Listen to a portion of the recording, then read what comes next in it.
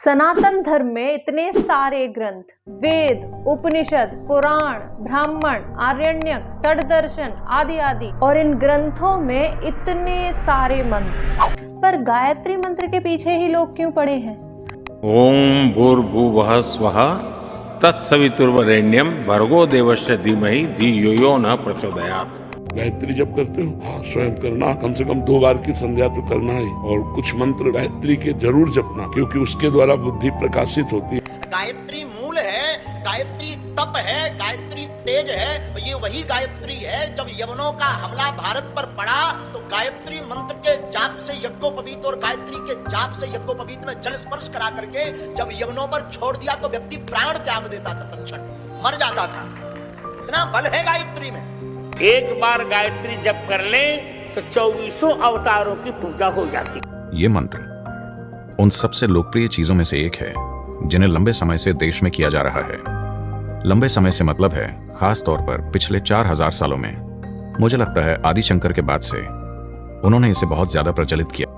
आखिर क्या है इस मंत्र में जिसे सभी आध्यात्मिक गुरु या व्यक्ति विशेष महत्व देते हैं? चाहे फिर वो हनुमान जी का भक्त हो या शिव का भक्त हो, चाहे कृष्ण का भक्त हो, चाहे राम का भक्त हो। आज की वीडियो में हम इसी पर बात करेंगे।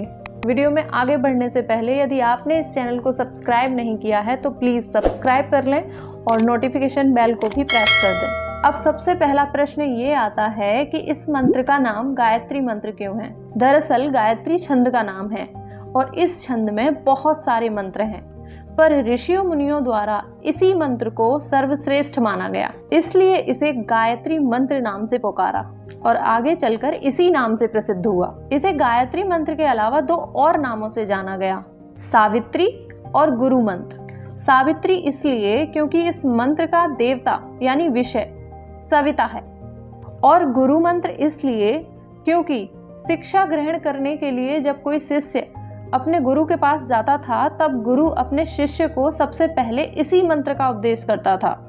अब बात करते हैं कि यह मंत्र किस किस ग्रंथ में और कहाँ आया है। ऋग्वेद में यह मंत्र मंडल 3 के सूक्त 62 का 10वां मंत्र है।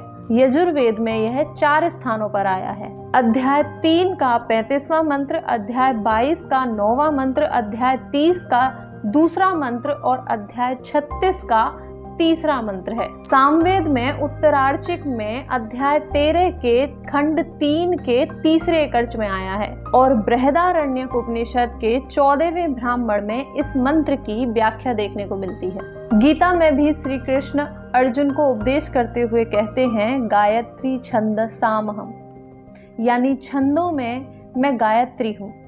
इस मंत्र की चर्चा महाभारत में भी की गई है कि जो मनुष्य गायत्री मंत्र का तत्व ज्ञान प्राप्त कर लेता है उसका इस लोक में विनाश नहीं होता।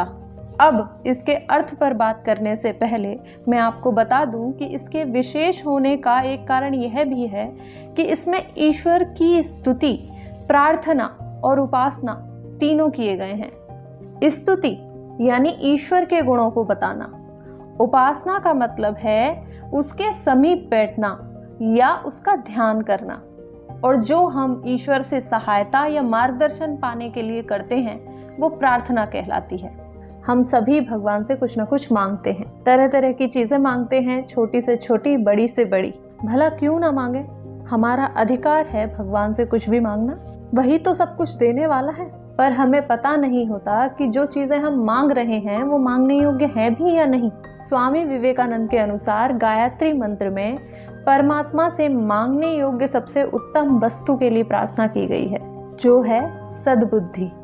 इसलिए गायत्री मंत्र सद्बुद्धि का मंत्र है। स्वामी दयानंद ने भी इस मंत्र के बारे में कहा है कि जो त्रिकाल संध्या में इस मंत्र का जाप करता है उसकी बुद्धि शुद्ध होती है। अब हम इसके अर्थ को समझने का प्रयास करेंगे और देखेंगे कि कहाँ स्तुति, कहाँ उपासना और कहाँ प्रार्थना की गई है। इस सबसे पहले इस मंत्र में आता है ओम। यह परमात्मा का मुख्य नाम है। जैसे मेरा नाम, जैसे आपका नाम, उसी तरह से ईश्वर का भी यह मुख्य नाम है, और इसका अर्थ शास्त्रों में बताया है सर्वरक्षक, यानी सबकी रक्षा करने वाला। ओम। दूसरा है भू। भू का अर्थ है प्राण स्वरूप। जो प्राणों का भी प्राण है, यानी जो प्राण के जैसा है। जिस तरह से प्राण हमको आते जाते अपने शरीर में दिखाई नहीं देता, उसी तरह से ईश्वर भी है। आगे भुवः का अर्थ है दुखों का नाश करने वाला। स्वः का अर्थ है स्वयं भी सुख स्वरूप और सुखों को देने वाला है, यानी ईश्वर भी आनंद में रहता है और वो हमें भी आनंद देने वाला है। सवितु का अर्थ है सब जगत की उत्पत्ति करने वाला। इस जगत की जो उत्पत्ति की है वो ईश्वर ने की है। वही इस सृष्टि को बनाने वाला है और वही इस सृष्टि को नष्ट करने वाला है। अगला है देवस्य, यानी कामना करने योग्य, उसी की कामना करने योग्य है।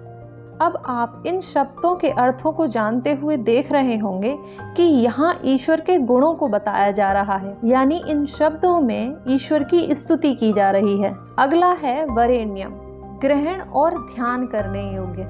भर्गः, जो शुद्ध स्वरूप है। तत्, उसे धीमहि धारण करें। अब इन शब्दों को देखा जाए तो इनमें ईश्वर की स्तुति के साथ साथ उपासना भी सम्मिलित है। यहाँ पर ईश्वर के ध्यान की बात की गई है, उसके गुणों को धारण करने की बात की गई है, यानी उसके समीप हम तभी जा सकते हैं जब हम उसके गुणों को अपनाएंगे या धारण करेंगे।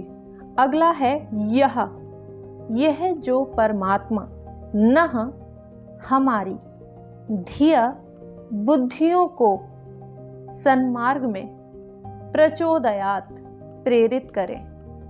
अब इन अंतिम शब्दों में आप देख पा रहे होंगे कि यहाँ ईश्वर से बुद्धि के लिए प्रार्थना की गई है कि प्रभु कृपया हमारी बुद्धि को उत्तम गुण कर्म स्वभावों में प्रेरित करिए।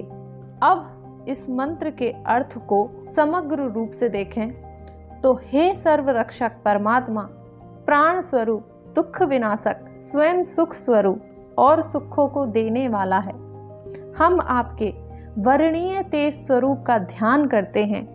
कृपया आप हमारी बुद्धियों को सन्मार्ग में प्रेरित कीजिए। अब इस मंत्र के अर्थ को जानकर आप समझ ही गए होंगे कि मनुष्य को और जीवों से अलग करने वाली विशेष बुद्धि के लिए इस एक मंत्र का जाप करके ईश्वर की स्तुति, प्रार्थना और उपासना तीनों एक साथ कर सकते हैं। वैसे देखा जाए तो गायत्री मंत्र की महिमा बहुत बड़ी है, पर हमने इस वीडियो में काफ़ी हद तक आपके डाउट सॉल्व करने की कोशिश की है। यदि आपको ये वीडियो पसंद आया है तो प्लीज़ लाइक ज़रूर कीजिएगा। धन्यवाद।